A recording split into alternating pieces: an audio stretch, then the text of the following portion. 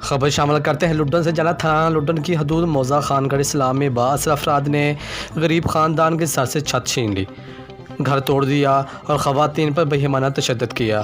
متاثرہ خاندان نے ڈی پی او آفس کے سامنے احتجاج کرتے ہوئے بتایا کہ 40 سال قبل زمین خریدی تھی، ملزمان نے آنکھوں کے سامنے کرین کے ذریعے گھر کو مسمار کر دیا، بچوں اور عورتوں کو شدید تشدد کا نشانہ بنایا۔ لڈن پولیس ملزمان کے ساتھ ساز باز ہے اور ملزمان کے خلاف مقدمہ درج نہیں کر رہی۔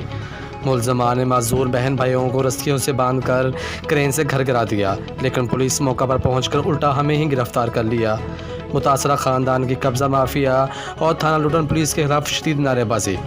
احتجاجی خواتین کا آئی جی پنجاب سے نوٹس کا مطالبہ۔ متاثرین کا کہنا ہے کہ اگر ہمیں انصاف نہ ملا تو ہم ڈی پی او آفس کے سامنے خودکشی کر لیں گے، جس کی تمام تر ذمہ داری ڈی پی او آفس پر ہوگی۔